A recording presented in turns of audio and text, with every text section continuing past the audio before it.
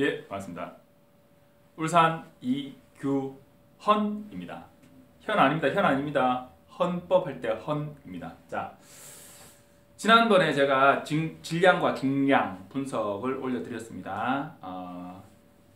제가 아시다시피 인강 사이트 전임 교수로 강의 촬영을 하다 보니 제가 기존에 올려드린 그런 교재의 순서에 맞춘 그런 강의들을 제가 좀 1년 동안 좀 잠궈놨습니다. 그래서 죄송한 마음에 기본 원리에 대한 그런 부분은 어차피 가능하지 않겠습니까? 기본 원리에 대한 이해 이런 부분들을 좀 올려드리려고 촬영을 하고 있습니다. 자, 오늘은 뭘 해드릴 거냐면 도로교통사고 감정사 시험에서 가장 중요한 공식 3개를 들어라!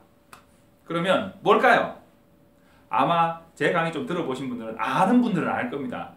바로 등가속도 직선운동 공식 1, 2, 3번입니다. 가장 중요한 공식입니다. 왜 중요하냐? 자, 봅시다. 자, 등가속도 직선운동 공식입니다. 등가속도 직선운동 공식입니다. 1. VE는 VI 플러스 AT 2. D는 VIT 플러스 2분의 1 AT의 자승 3. VE의 자승 마이너스 VI의 자승은 2AD. 세 가지 공식입니다. 자, 그런데 제가 말씀드렸죠?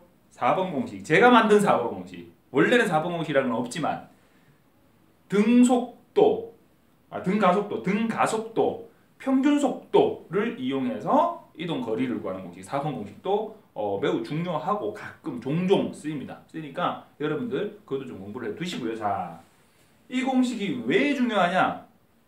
왜 중요하냐면 등가속도 직선운동이라고 하는 이 이름 안에 모든 답이 들어있습니다. 차량은 등속도, 일정한 속도로 운동을 하든가 아니면 등가속도 운동을 합니다. 그런데 실제로 여러분들 운전을 할지 안 할지 모르겠습니다. 움직이는 차를 타본 사람은 누구나 압니다. 차가 등속 운동 아니면 일정하게 가속도가 딱 유지되는, 그러니까 속도가 일정하게 증가하는 등가속도 혹은 일정하게 줄어드는 등가속도 운동만 하냐? 아닙니다. 버스 기사 아저씨들 출발할 때 이렇게 가시잖아요. 속도가 늘었다가 그러니까 느는 폭이 확 늘다 좀 늘다 확 늘다 좀 늘다 이렇게 늘어나고 브레이크도 끊어서 밟으시는 분들이 있습니다. 그럼 이 속도가 이렇게 줄어들기도 하고 그죠? 합니다. 그런데 그러한 변수들을 모두 대입해서 일반화시킬 수 없잖아요. 그러니까 차량의 운동을 일반화시킨 겁니다. 일반화. 그래서 우리가 분석할 수 있게 일반화시킨 겁니다. 단순화시킨 거죠. 그래서 우리가 시험 칠 때 시험 문제에 모든 차량은 제동을 했든가 가속을 했든가 아니면 등속입니다. 조건이 주어지지 않았으면 그 차는 그냥 등속으로 운전하고 있는 겁니다. 예를 들어서 이런 경우 있을 수 있습니다. 교차로 작년 시험 문제고 그 이전에도 시험에 나왔었던 2차 시험에 나왔었던 옵셋, 신호 옵셋이라는 게 있습니다. 교차로별 연동 신호 체계. 도로상에 이 구간은 연동 신호 체계 구간입니다. 이런 표지판을 혹시 보신 적이 있는지 모르겠습니다. 예를 들면 이런 거죠. 어떤 도로 구간에 예를 들면 공단 쪽을, 울산이니까요. 공단 쪽을 향해 가는 산업 도로가 있습니다. 울산에 번영로라고 있어요. 대표적으로. 자, 있습니다. 그러면 아침 출근 시간에는 어느 쪽 방향 차량이 많을까요? 당연히 공단 쪽으로 가는 차들이 많겠죠. 저녁 퇴근 시간에는, 오후 시간에는 어느 쪽 차량 통행이 많을까요? 퇴근하는 방향 쪽의 차량이 많겠죠. 그러면 늘 정체가 어떻게 이러냐냐? 아침 출근 시간에는 저쪽 공단 쪽으로 가는 쪽으로 정체가 일어나고 저녁 퇴근 시간 오후 시간대에는 공단 쪽에서 나오는 쪽의 정체가 일어납니다. 그렇지 않겠습니까? 그러면 자, 내가 도로교통을 책임지는 책임자다. 그러면 이 신호 체계를 어떻게 관리할 것이냐? 답은 뻔히 나와 있지 않습니까? 어떻게 할 거냐? 이쪽으로 아침에는 수월하게 빠져나갈 수 있게 신호를 줘야 되고 저녁에는 이쪽으로 공단에서 시내 쪽으로 나오는 방향으로 빨리빨리 빠질 수 있게 신호를 줘야 됩니다. 그 신호 체계에서 자 하나만 잘라서 생각합시다. 아침 출근 시간이다. 공단 쪽으로 가는 신호 체계. 이게 한 번 신호에 끝까지 가버리는 게 아니지 않습니까? 중간중간에 교차로가 있을 것이고 신호등이 있을 겁니다. 그죠? 그러면 이렇게 주는 겁니다. 그 구간에 이제 진입했습니다. 울산에 대표적으로 번영교라고 다리가 있습니다. 자, 번영교를 넘었어요. 자, 첫 신호가 딱 나타납니다. 신호 대기를 했어요. 그리고 신호를 받아서 딱 출발했는데 저기 앞에 교차로, 그 앞에 교차로가 동시에 녹색 신호가 탁 터진다라고 생각해 보세요. 여기서 신호를 대기하고 있다 신호를 받았는데 여기가 A 교차로입니다.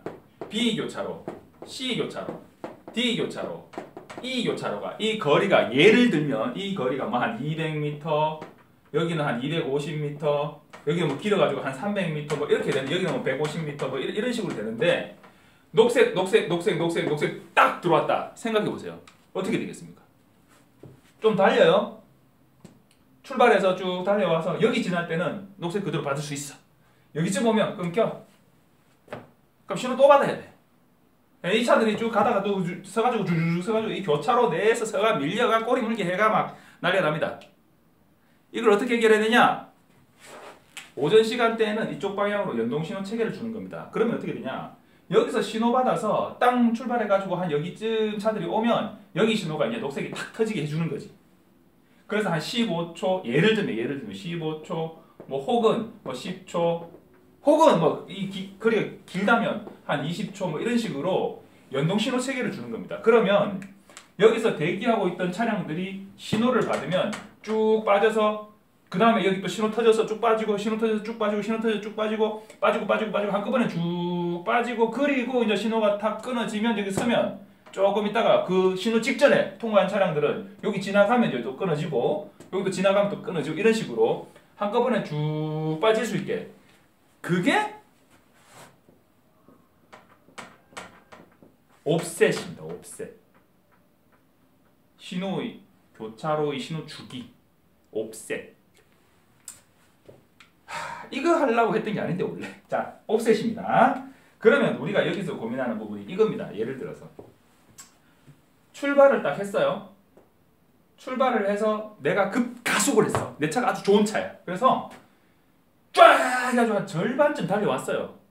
근데 얘는 통상적인 차량의 속도에 옵션이 맞춰져 있는 거야. 옵셋이. 그래서 예를 들면 한 15초 정도 텀이 있어야 되는데 나는 지금 한 3초는 좀 심한가? 한 10초 만에 벌써 중간쯤 왔어요. 그러면 여기 신호가 터져야 내가 그대로 갈 건데 이걸 지금 계속 밟아야 될지 아니면은 오히려 속도를 줄여야 될지 아니면 그냥 쭉 가야 될지 고민이다. 여러분들 어떻게 하시겠습니까? 저라면 악셀레다에서 우리 표현으로 엑셀레이터 가속 페달에서 발을 떼고 일단은 탄력으로 그냥 쭉 가보겠습니다. 판단을 해야 되니까 안 되겠다. 그럼 브레이크 밟아야 되고 바뀌었네. 앞에 그 신호 대기하고 있던 차들 몇몇이 출발을 하네. 그럼 나도 그냥 가속 페달 조금 더 밟아서 가든지 할 겁니다. 그러면 자 차가 10초 뒤에 이제 엑셀레이터 가속 페달에서 발을 뗐습니다. 브레이크도 안 밟았어요. 그러면 나는 등속 주행을 합니까? 등속 주행을 한다고 우리는 가정하고 문제를 풉니다. 그런데 현실은 등속 주행을 하나요? 아니죠. 구름마찰 저항도 있고 자체의 저항이 있기 때문에 속도는 줄어듭니다. 그 속도를 그대로 유지하려면 가속 페달을 약하게 밟아줘야 돼요. 그죠? 그런데 우리는 이런 내용들을 일반화시키기 위해서 그냥 가속 후 등속으로 주행했다 이렇게 가정합니다. 가정하고 풉니다. 그래서 우리가 얘기하는 차량 운동학에서 얘기하는 차량의 운동은 등속 같은 등자 아닙니까? 일정한 속도로 그냥 그 속도로 계속 달리거나 아니면 등가속입니다. 등가속. 둘 중 하나의 운동을 한다라고 가정하고 풉니다. 예. 뭐 그 이외의 아까 제가 말씀드렸던 어떤 뭐 그런 뭐 탄력을 받아서 가더라도 속도가 줄어들고 뭐 이런 일반적인 가정들은 실제로 도로교통사고 감정사로 현장에 나가서 그 사고에 대한 분석에서 적용을 할 때는 고려해야 되는 대상이지만 시험을 칠 때에는 그런 내용들을 단순화시켜서 그러한 내용들을 알고 있는가, 기본에 대한 이해가 있는가를 물어야 되기 때문에 차량은 등속 주행을 하거나 아니면 등가속 주행을 하거나 둘 중에 하나 운동한다라고 정지해 있거나 정지해 있거나 요 것만 가정하고 문제 풉니다. 자, 이 중에서 가속도가 없는 운동은 하나, 둘, 셋 중에 어느 것일까요? 네, 당연히 2번은 가속도가 없죠. 속도가 더 늘어나거나 줄어드는 가속도가 없습니다. 얘는 등가속이니까 당연히 가속도가 있겠죠. 그러면 얘는 가속도가 있을까 없을까? 없죠. 정지해 있으니까. 여기에 가속도가 주어지면 속도가 이제 생기겠죠. 꾸준히 가속도가 계속 가해지면 등가속 운동, 속도가 정지해 있다가 점점점 늘어나는 운동을 하겠죠. 자, 얘는 가속도가 없는 운동이고 얘는 가속도가 있는 운동입니다. 그러면 얘들은 뉴턴이라고 하는 정말 위대하신 과학자의 뉴턴의 법칙, 제1법칙, 2법칙, 3법칙 중에서 어느 법칙에 영향을 받을까요? 제1법칙 관성의 법칙입니다. 관성의 법칙. 정지하고 있는 정지하고 있는 물체는 계속 정지해 있으려 하고 그 움직임을 계속하려 하는 겁니다. 정지해 있는 것도 움직임이니까 움직이지 않는 움직임, 움직임이 없는 움직임. 이해가 안 되나요? 하여튼 정지해 있는 모든 물체는 그대로 정지해 있으려 하고 움직이고 있는 물체는 언제까지나 등속 직선 운동을 하려고 하는 성질. 그게 관성의 법칙입니다. 자, 요거는 2번 가속도의 법칙이죠. 물체에 힘을 주면 그 물체는 움직임을 발생하게 한다. 그 물체가 가만히 있던 물체라면 힘이 주어진 방향 쪽으로 가속도가 발생할 것이고 움직이고 있던 물체라면 같은 방향으로 힘을 가하게 되면 속도가 증가하게 될 거고 움직이고 있는 물체의 반대쪽으로 힘을 가하게 되면 속도가 감소하게 될 거다. 증가하거나 감소하는 속도의 변화가 발생된다. 속도의 변화를 시간 단위로 나누면 그게 가속도입니다. 아시죠? 제가 교육 제가 닫아놨나요? 하여튼간에 자, 그게 가속도입니다. 자, 그래서 우리가 얘기하는 차량의 운동은 정지, 등속, 등가속 셋 중에 하나인데 등가속도 직선 운동 법칙이 왜 중요하냐? 정지는 고민할 게 없어요. 속도가 빵입니다. 등속은 그나마 고민을 좀 하긴 해야 되는데 등속은 속도라고 하는 정의에서 이미 등속은 뭐 결정이 됩니다. 1초에 몇 미터가 그게 속도입니다. 차가 막 움직이고 있는데 자, 이 차가 1초에 몇 미터를 갈 수 있는 속도로 움직이고 있는 걸까? 그게 등속이에요. 그게 속도입니다. 1초에 10m, 10m per sec. 1시간에 100km를 갈 거야. 100km per hour. 1시간에 막 한 300km를 갈 수 있는 엄청나게 빠른 속도로 막 독일 아우토반 같은 데서 막 엄청나게 좋은 차로 제 차로는 그렇게 300km 못 내요. 자, 엄청나게 좋은 차로 막 300km per hour 이렇게 달리고 있다. 그게 속도입니다. 속도. 자, 그 속도가 일정하다, 안 변한다. 그게 등속입니다. 네. 등가속은 가속 페달을 밟아서 속도가 현재 있는 상태든 없는 상태든 가속 페달을 밟아서 속도가 쫙 늘어나는 혹은 잘 가고 있다가 브레이크를 밟았다. 속도가 꽉 줄어든다. 그게 등가속 운동입니다. 자, 그러면 정지 상태는 어차피 뭐 변수가 없을 거고 뭐 속도는 빵이고 그냥 등속에서는 변수가 몇 개 등장할까요? 이동하는 거리와 시간과 그리고 속도 3개 나옵니다. 속도라고 하는 게 거리를 가는데 몇 초 만에 어느 만큼 가느냐? 요게 속도입니다. 속도. 거리라고 하는 게 어떤 속도로 몇 초 동안 간 거냐? 그게 거리거든요. 자, 그러니까 변수가 3개 나오는데 3개 나오는데 고민할 게 별로 없죠. 등가속은 자, 등 속에서 나오는 변수 3개 외에 하나가 더 나옵니다. 뭐가 나오냐? 뉴턴 아저씨의 뉴턴의 운동 제2법칙 뭡니까? 가속도예요. 가속도라는 겁니다. 가속도. 그리고 원래 있던 거리, 시간, 그리고 속도가 나오는데 속도도 얘는 속도가 변화가 없지만 얘는 속도가 변화가 있잖아요. 그러니까 변화하기 전에 원래 속도, 변화하고 난 뒤에 나중 속도, 이렇게 속도가 두 가지가 있죠. 그죠? 그래서 VI, I는 영어로 initial이라고 해서 YSDJ 뭐 이런 initial 아시죠? 그 initial입니다. 첫 이런 뜻이고요. 그래서 첫 번째 속도다 이 말입니다. 일부 교재에서는 VO라고 표현하기도 합니다. 오리지널 속도라고. 혹은 V0 이래가지고 처음 속도다 이렇게 표현하기도 합니다. 그리고 나중 속도 V이라고 표현하는데 end 끝났다 end velocity 혹은 최종적으로 도달한 속도다 해서 VF라고 표현하는 교재도 있습니다. VF는 뭐냐면 파이널입니다. 파이널. 네, 뭐 중요한 건 아닙니다만 N입니다. 자, 파이널 벨로시티라고 해서 VF라고 표현을 하기도 합니다. 자, 그래서 개념은 가속도와 거리와 시간과 처음 속도, 나중 속도 이렇게 5개의 변수가 등장합니다. 그러면 자, 5개의 변수가 등장하는데 우리가 측정할 수 있고 구할 수 있고 확인할 수 있는 이런 변수들이 있고 구해내야 되는 변수들이 있습니다. 그래서 그런 구해내야 되는 변수들을 구하고 싶어서 등장시킨 공식들이 이 공식입니다. 이해가 되시나요? 자, 이게 서론입니다. 시간이 얼마나 흘렀나요? 우와! 17분 17초.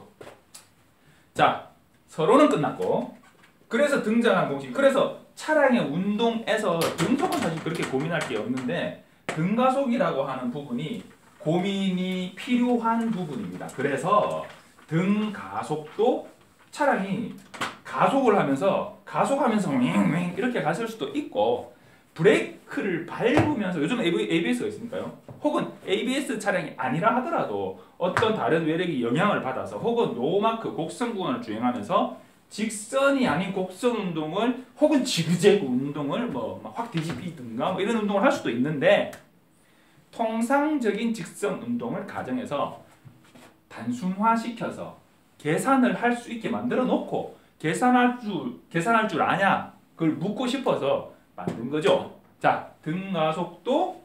자, 제가 설명했죠. 등가속도 뭐냐? 등가속도 직선. 왜 직선이냐? 직선 운동 공식입니다. 차량의 운동을 분석하기 위해서 만든 게 아니고 원래 이런 공식이 있는데 이제 대입할 공식입니다. 그래서 교통사고, 차량 운동학, 도로교통사고, 감정사에서 가장 중요한 공식 3개가 이 3개입니다. 요거만 이 공식이 어떻게 만들어지는가, 어떻게 구성되는가, 어떻게 유도되는가, 요거 다 유도되거든요. 어떻게 유도되는가, 그리고 이게 어떤 뜻인가, 그 부분을 문제풀이를 하면서도 변수와 공식을 탁탁탁 접목시킬 수 있게 된다면, 그 정도 수준이 되신다면 지금은 안 되실 것 같아요. 되실 수도 있어요. 1차 합격하고 2차 준비하시는 분들은. 자, 그런데 그게 된다면 여러분들은 합격합니다. 제가 장담하죠. 다른 공식 필요 없습니다. 이것만 정확하게 확인하시면 합격할 수 있습니다. 다만 제대로 정확하게 합격하려면 요거 말고도 몇 개의 공식들을 더 잘 알아줘야 됩니다. 1초 만에 말이 바뀌네. 자, 하여튼 그만큼 중요한 공식입니다. 정말 냉정하게 제가 도로교통사고 감정사 자격증을 걸고 모 인강 사이트에 진짜 전 교수자를 걸고 자신할 수 있습니다. 요거만 정확하게 이해하고 알고 계시면 합격할 수도 있습니다. 수도 있습니다. 합격합니다 해서 조금 약해졌다 그죠? 할 수도 있습니다. 만약에 2014년도라면 합격했습니다. 2014년 2차 50점 문제에서 이 공식과 등속도 운동 공식만 알면 풀 수 있는 문제가 나왔거든요. 2차에서 50점을 완벽하게 받았다. 합격하죠. 다른 거 뭐 서술형 몇 개만 써도 10점 못 받겠습니까? 합격하지. 농담이 아니죠. 맞죠? 그죠? 자, 보시죠. 등가속도 직선운동 공식입니다. 등가속도 직선운동 공식이 적용되어야 되는 문제는 어떻게 풀이하느냐? 그걸 제가 설명을 드릴 겁니다. 좋죠? 자, 제가 기출문제를 한 뭉텅이 뽑아놨는데 기출문제 없으신 분들은 에듀 에듀 모 사이트에 들어가셔서 무료로 제공하니까 다운받아서 보시면 됩니다. 자, 2009년부터 문제지를 주기 시작했습니다. 1차 문제는 2009년부터 주기 시작했고요. 2차 문제는 2014-15 주기 시작했습니다. 그전에는 안 줬습니다. 2009년 차량 운동학에서 등가속도 운동으로 풀어야 되는 문제가 총 몇 문제가 나왔냐? 12문제가 나왔습니다. 25문제 중에서 12문제, 절반이죠. 12문제 다 맞았다. 48점이죠. 일단 과락은 면했다. 그죠? 법규조사론 제는 좀 잘 쳤으면 합격입니다. 다른 공식 하나도 몰라도 요거만 알아도 합격입니다. 농담같이 들리십니까? 진심입니다. 얘만 정확하게 이해하시면 합격합니다. 자, 보시죠. 75번 1번 문제부터 등속도 운동으로 푸는 문제가 등가속도 공식으로 푸는 문제가 나왔습니다. 어떤 문제가 나왔냐? 35km/h의 속도로 진행하던 차량이 뭐 중간에 말들이 있죠, 그죠? 진행하던 차량이 5초간 1.7m/s 자승으로 가속하였다. 이 차량의 최종 속도는 얼마인가? 문제는 이렇게 문제가 나왔습니다. 76번 해가지고 이렇게 나왔습니다. 그러면 자, 문제풀이 5단계 제가 설명드립니다. 문제풀이 5단계 적으십시오. 자, 1단계 뭘 해야 되냐? 뭘 묻는 건가를 적어야 됩니다. 뭘 묻는가? 그래서 이 문제가 뭘 묻는 건가? 뭘 물었습니까? 최종 속도를 물었죠. 최종 속도, 나중 속도 우리가 뭐라고 표현한다고 제가 말씀드렸습니까? 5가지 변수 중에 여기 적어드릴까요? 얼마나 친절한지. 나중 속도, 처음 속도, 가속도, 시간, 거리 5가지 중에 지금 물은 건 나중 속도가 뭐냐? 라고 물었습니다. 자, 두 번째, 주어진 변수를 확인한다. 문제지에 적으십시오. 문제지에 적으세요. 자, 주어진 변수 뭐가 주어졌냐? 35km/h의 속도로 진행하던 처음 속도가 35km/h다는 얘기죠. 그런데 중요한 거 뭐냐? 우리가 사용하는 공식에서는 MKS 단위를 사용해야 됩니다. MKS, M 거리입니다. 거리 D죠. distance 영어 찾아보십시오. distance D 거리는 뭐로 표현하냐? 미터로 표현한다. 국제 도량형 표준 규격입니다. K 질량 즉 M이죠. 얘는 뭐로 표현하냐? 킬로그램으로 표현한다. 시간 time이죠. time 시간은 뭐로 표현하냐?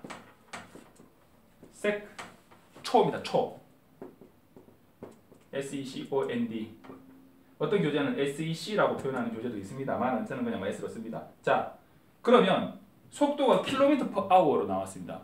이러면 됩니까? 안 됩니까? 우리가 대입해줘야 될 숫자는 VI 이렇게 문제 위에 그냥 적으십시오. VI는 35 나누기 3.6이죠. m/s 이렇게 적어주시면 됩니다. 주어진 변수 처음 속도는 36 나누기 3.6 m/s에 찾았습니다. 그리고 5초라고 했습니다. t는 얼마입니까? 5s 단위 붙이십시오. 단위 붙이십시오. 지금 표정이 좀 싸늘하지 않습니까? 단위를 꼭 쓰셔야 됩니다. 귀찮아도 무조건 단위는 꼭 쓰셔야 됩니다. 그래야 실수를 안 합니다. 실수를 안 하고 오류가 발생하지 않습니다. t는 os 혹은 osec 편한 대로 5초 쓰시든지. 자, 그리고 가속도는 여기 지금 가속도죠. 1.7m/s 자승의 가속도로 이렇게 적었지 않습니까? 그러니까 A는 1.7m/s 자승. 여기 다 적으십시오. 자, 좋습니다. 그러면 세 번째 3단계 우리는 뭘 고민해야 되느냐? 우리가 풀어야 될 우리한테 주어진 뭐를 구해라 라고 한 그 구하라는 값은 나중속도고 주어진 변수는, 자, 여기서 변수라고 하는 것은 변하는 숫자라는 얘기입니다. 변수. 대수 방정식이거든요. 얘들이. 대수 방정식이라고 하는 게 뭐냐? 숫자를 대신하는 문자로서 그 숫자를 표현하는 방정식입니다. 이해가 어렵다고요? 중학교 수준의 얘기인데. 자, 그래서 여기에 어떤 숫자가 들어갈 건데 이거를 숫자가 현재 확정되지 않고 혹은 다른 숫자, 예를 들면 뭐 5초가 아니라 10초가 대입될 수도 있고 6초가 대입될 수도 있는 거 아닙니까? 그죠? 문제에 따라서 다른 숫자가 대입될 수도 있죠. 그 숫자를 문자로 대신해서 표준화시켜 놓은 방정식, 그게 대수 방정식입니다. 뭐 큰 숫자 아니고 대수학, 어려운 수학 이런 거 아니고 그냥 숫자를 대신한 문자로 표현한 방정식, 그게 대수 방정식이고 우리가 말하는 등가속도 직선운동 공식이라고 표현하는 겁니다. 자, 그래서 여기에 처음 속도를 대신한 문자는 vi, 항상 똑같죠. vi 똑같은데 이 문제에서 대입될 숫자는 36 나누기 3.6이라는 얘기입니다. 그리고 시간과 가속도가 나왔고 나중속도를 묻고 있습니다. 그러면 변수라고 하는 게 뭐라고 했죠? 제가 대수, 숫자를 대신하는 문자, 여기에 해당되는 게 변수입니다. 그런데 상수가 있습니다. 상수, 항상 한 수, 항상 같은 수, 안 변하는 수, 상수가 있습니다. 상수는 뭐냐? 우리가 하는데 차량 운동에서 나오는 상수는 중력 가속도입니다. G, acceleration of gravity 혹은 gravity acceleration 이라고 하는 gravity는 중력 가속도, G는 9.8이라고 하는 이 숫자가 안 바뀝니다. 단위는 m/s 자승이죠. 중력 가속도도 가속도니까 지구가 힘을 가해서 속도를 만들어내는 게 중력 가속도죠. 가속도입니다. 그래서 G는 9.8m/s 자승.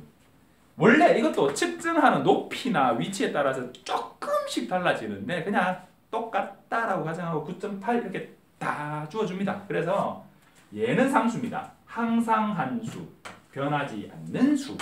근데 얘들은 변수입니다. 변수. 그 문제, 그 상황에 따라 다른 숫자가 들어가는 겁니다. 그래서 변수고요. 자, 그러면 주어진 변수들 보통 3개가 주어지거나 2개가 주어지고 나머지 1개는 구할 수 있게 다른 어떤 조건이 주어집니다. 자, 3개의 변수가 주어졌고 구하라는 건 하나. 그러면 변수가 총 4개. 우리 등가속도 직선운동 공식은 모두 4개의 변수로 이루어져 있습니다. 자, VE, VIAT 맞죠? D, VIT, A, 또 T 4개죠. VE, VIAT. 자, 여기에는 뭐가 없나요? 거리가 없습니다. 여기에는 뭐가 없나요? 나중속도가 없네요. 여기는 뭐가 없나요? 시간이 없네요. 그렇다면 가속도가 없는 공식도 있을 수 있겠네요. 그게 등가속도 직선운동 공식, 제가 4번이라고 말하는 평균 속도로 거리 구하는 공식입니다. 4번. 가속도가 없는 공식. 한번 찾아보세요. 그리고 처음 속도가 없는 공식도 있겠네요. 있습니다. 제가 5번이라고 이름 붙인 공식 하나 있습니다. 아주 쉽습니다. 여기에서 V2로 바꾸고 요거 빼기로 바꾸면 됩니다. 아주 쉽은데 어쨌든 간에 자, 그런 공식이 있을 수 있습니다. 그 나중에 공부해 보세요. 자, 어쨌든 우리는 대표적인 3개의 공식으로 공부를 하고 있습니다. 자, 세 번째. 자, 뭘 해야 되냐? 그래서 뭘 해야 되냐? 주어진 변수로 이 값을 찾을 수 있는 공식을 결정한다. 적으십시오. 1번이 뭐라고요? 구하고자 하는 값을 찾는다. 2번 주어진 변수를 확인한다. 3번 풀이할 공식을 결정한다. 자, VE, VIT, A가 걸려있는 공식은 얘입니다. 1번 공식으로 하겠다. 딱 적어주고 4번. 그래서 이 공식을 풀어라 라고 구해라 라고 하는 그 값을 기준으로 2항 구하고자 하는 값을 기준으로 2항 정리 이렇게 적으시면 됩니다. 구하고자 하는 값을 기준으로 2항 정리. 어떻게 할 거냐? 구하고자 하는 값이 VE니까 이 공식을 VE를 기준으로 2항 정리한다. 2항 정리한다라는 말은 구하고자 하는 그 변수만 좌변, 등호를 기준으로 좌변, 왼쪽, 좌변에 남기고 모두 오른쪽 넘긴다는 뜻입니다. 그런데 얘는 공식 자체가 그냥 VE를 구하는 공식이야. 그러니까 땡땡 같은 거죠. 2항 정리 안 해도 그냥 2항 돼 있죠. 자, 5번 수치를 대입해서 풀이 끝입니다. VE는 36 나누기 3.6 이거 얼마죠? 10이죠? 미터 퍼 세크 더하기 AT 하니까 1.7 곱하기 5는 답. 이렇게 푸시면 됩니다. 그런데 보기에서는 킬로미터 퍼 아워를 보기로 줬습니다. 그러면 어떻게 하느냐? 이렇게 해놓고 곱하기 얘는 답은 뭐로 나올까요? 우리가 쓰는 공식에서는 속도의 기준이 뭐라고 했습니까? 속도의 기준이 미터 퍼 세크입니다. 속도의 기준이 미터 퍼 세크이기 때문에 여기 나온 답도 얼마 미터 퍼 세크가 나옵니다. 그러면 얘를 킬로미터로 바꾸어주는 변환 개수라고 합니다.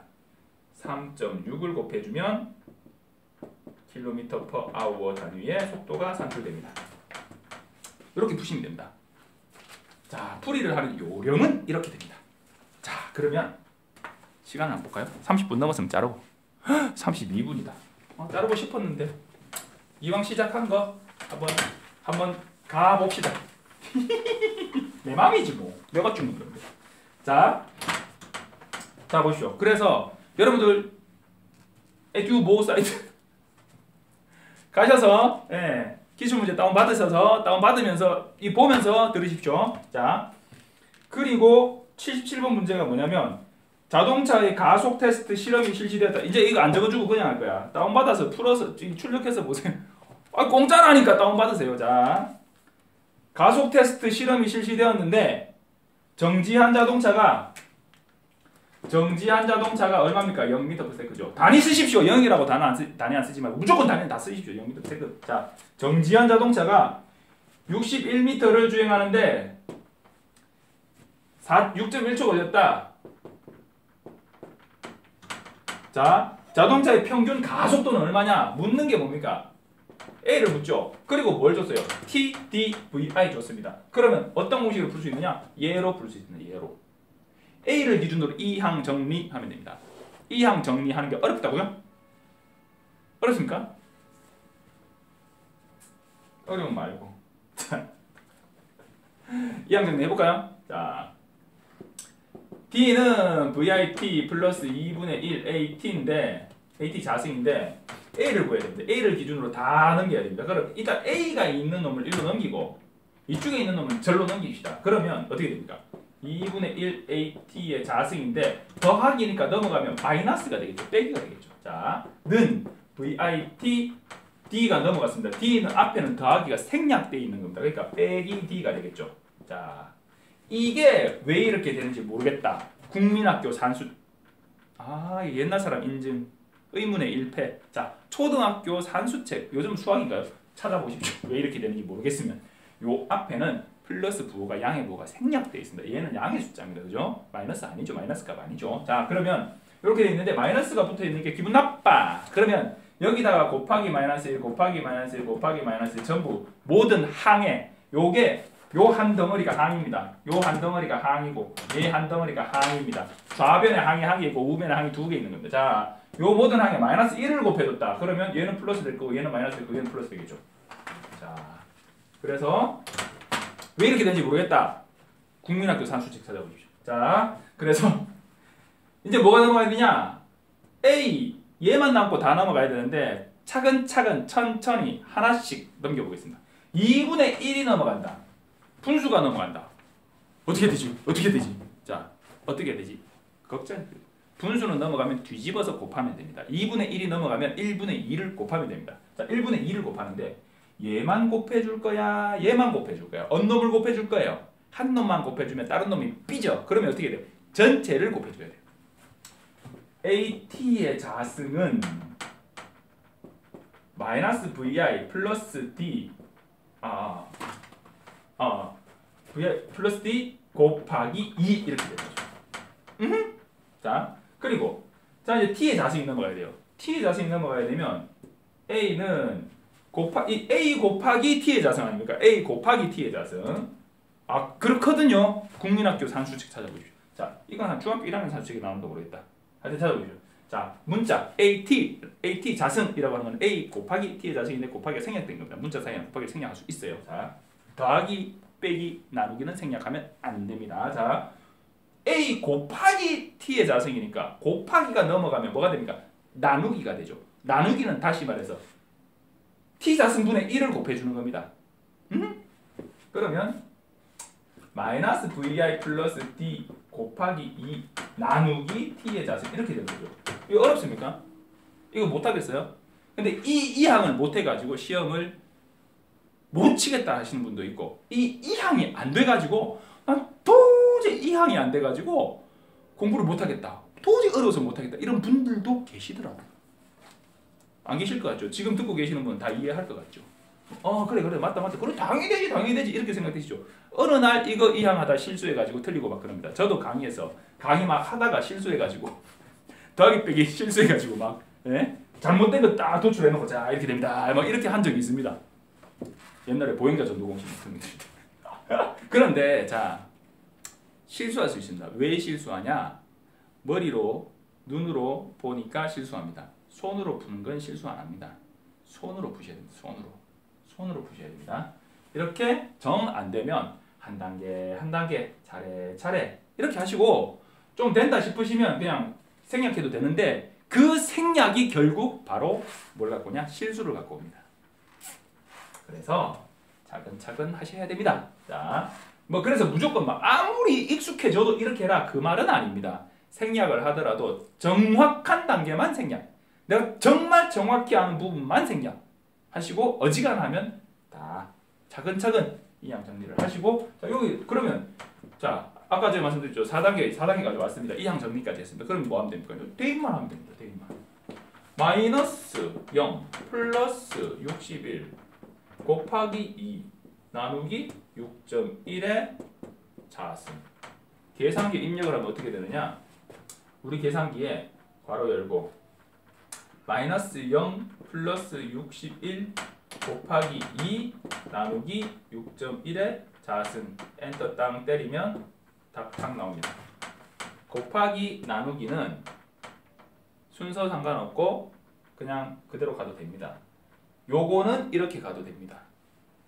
그런데 만약에 이게 더하기 2다 그러면 얘 전체를 가로를 쳐줘야 됩니다. 괄호를 쳐줘야 됩니다. 그거는 뭐 괄호와 뭐 어쩌고 저쩌고 이런 거 할 때 제가 설명을 드렸기 때문에 그거 없는지 모르겠어요. 기초 부분에 있을 겁니다 아마. 괄호 실수 안 하는 거 제가 올려놓은 거 있습니다. 찾아보십시오. 자 이런 식으로 풉니다.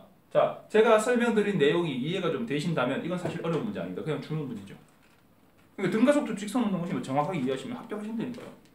자 그리고 다시 2009년 78번 문제는 열나 어려운 문제였습니다. 이 문제는 풀이하는데 제가 풀이해도 10분 정도 걸리는 열나 어려운 문제였습니다. 그러니까 요거는 일단 패스. 80번 문제. 일직선상 위를 등가속도 주행하는 자동차의 처음 속도가 36km/h 나는 36하고 m/s 15초 후에 나중 속도가 108 저는 알죠. 30m/s라는 걸. 이 정도 숫자는 외웁니다. 자 그래서 했을 때 주행한 거리는 얼마냐. 자 이 문제가 드디어 가속도가 없는 여기에서는 몸푸는 4번 공식으로 풀이하면 되는 문제입니다. 자, 그거는 제가 올려놓은 기초공식 파일이 있습니다. 다운받아서 보십시오. 자, 그리고 최근급. 뭐 옛날 거 뭐 중요하나 보죠. 최근급이 주는 문제 경향을 한번 봅시다. 작년에는 등가속도 직선운동으로 푸는 문제가 그렇게 많이 안 나왔어요. 보통 최대 15문제에서 적어도 8문제 이상 이렇게 문제 한 11문제, 12문제, 10문제 이런 식으로 나왔거든요. 그런데 작년에는 몇 문제가 나왔냐면 작년에는 2015년에는 등가속도 직선 운동 공식을 적용해야 되는 문제가 6문제 나왔어요. 상당히 적게 나온 겁니다. 하지만 그 6문제도 24점입니다. 다른 거 몇 개 더 맞추면 과락을 면합니다. 요 공식만 이해하면 합격한다는 말이 과언이 아니죠. 6문제 나온 적은 지금까지 단 한 번도 없었습니다. 적어도 8문제 이상 나왔어요. 8문제면 48, 32, 32. 한두 문제 더 맞추면 과락을 면하죠. 네, 상당히 중요합니다. 자, 작년 문제에서 등가속도 예를 보내갈게요. 자, 등가속도 직선 운동 공식을 적용해야 되는 문제가 77번. 어떤 자동차의 최대 브레이크 성능은 마이너스 5m/s 자승이다. 이게 가속도죠. 브레이크 성능입니다. 가속도죠. 이 자동차가 20m/s로 주행 중. 그러면 뭡니까? VI가 20m/s죠. 주행 중. 브레이크가 작동을 시작해서 온전히 멈출 때까지. 멈췄다는 얘기는 이걸 말로 주어졌어도 그 안에서 숫자를 찾아낼 줄 알아야 됩니다. 멈출 때까지. 정지했을 때, 멈추었을 때, 예. 스키드 마크 끝점 뭐 이런 표현 있지 않습니까? 자, 브레이크가 작동을 시작하여 완전히 멈출 때까지 이동한 최소 거리 D, 거리와 최소 시간을 구해라. 자, A, VI, V1을 주고 D를 구하라 했습니다. A, VI, V1을 주고 D를 구하라 했습니다. A, VI, V1을 주고 D를 구하라 했습니다. 3번 공식으로 풀면 되죠. 3번 공식으로 D를 기준 2항 정리해서 풀면 되고 시간을 구하라 했습니다. A, VI, V1을 주고 시간을 구하라 했습니다. 1번, 이거는 3번 공식으로 얘는 1번 공식으로 2항 정리해서 풀면 되죠. 뭐 어렵습니까? 자, 그리고 등등등. 자, 승용 차량이 보행자를 보고 급제동하여 61m를 미끄러졌습니다. 16이 아니고 61입니다. 61m를 미끄러지고 섰겠죠. 정지되었다. 예, 0입니다. 보통 정지되었다 이렇게 얘기가 나오면 보통은 3번 공식을 적용합니다. 자, 그래서 3번 공식이 가장 많이 쓰입니다. 가장 많이. 그리고 1번 공식, 그 다음에 2번 공식이 있습니다. 가장 많이 쓰이는 건 3번 공식. 자, 정지하였다. 조사 결과 견인 계수는 0.8이었다. 그러면 우리가 정지할 때 가속도를 구하는 공식은 A는 FG입니다. FG. 견인 계수 곱하기 중력 가속도. 그러면 중력 가속도는 통상 9.8m/s 자승으로 주어집니다. 그런데 이 문제에서는 안 줬습니다. 안 줬으면 9.8인 줄 알고 풀면 됩니다. 사고 차량이 제동된 후에 처음 1초 동안 미끄러진 거리는 얼마냐? 문제가 이렇게 나왔습니다. 자, 그럼 이 문제는 어떻게 풀 거냐? 구하는 값은 거리 D. 그런데 거리를 구하려면 3개의 변수가 있어야 됩니다. 3개의 변수. 시간이 있든지 가속도가 있든지 처음 속도가 있든지 나중 속도가 있든지 3개가 있어야 되는데, 자, 시간이 있습니다. 오케이. 가속도 있습니다. 오케이. 나중 속도 있습니다. 오케이. 구할 수 있습니까? 땡. 이 나중 속도는, 자, 직선을 꺼보죠. 시작부터 끝까지 VE. 거리는 61m. 이 구간의 가속도는 0.8 곱하기 9.8 단위 다 쓰라 했습니다. 미터/s 자승. 견인 계수는 계수입니다. 계수는 단위가 없습니다. 자, 그러면 이 구간의 처음 속도는 구할 수 있습니다. 그죠? 3번 공식으로. 그런데 지금 우리한테 주어진 과제는 뭐냐? 이 구간에 전체 몇 초 동안 걸렸는지는 모르겠지만 하여튼 요 미끄러지 시작해서 1초 동안에 이동한 거리를 구하라는 겁니다. 우리한테 주어진 과제는. 가속도는 여기가 됐든 여기가 됐든 여기가 됐든 어차피 똑같을 거니까 하나 주어졌고, 가속도 주어졌고, 시간 주어졌고, 그런데 이 1초 동안 이동했을 때의 나중속도 없죠. 나중속도가 주어진 것 같죠. 그 나중속도는 요때의 나중속도라니까. 직선을 그어보면 딱 표가 나잖아요. 그러면 처음 속도를 구할 수 있죠. 3번 공식으로 요 전체 값을 대입해서 3번 공식으로 VI를 구하고, 그리고 VI를 대입해서 시간과 가속도와 처음 속도가 주어지고 거리를 구하는 공식인 2번 공식으로 푸시면 됩니다. 자, 아까 처음에 제가 문제 두 개 이렇게 2009년도 거 얘기해 준 거하고 얘하고 뭐가 달라졌습니까?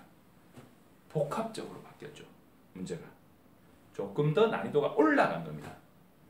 그러니까 애초에 시험 치셨으면 더 쉽게 합격할 수 있었을 텐데 2016년도에 준비하신다고 혹은 이전에 준비하시면서 떨어져가지고 다시 준비하시니까 더 어렵게 준비하게 된 겁니다.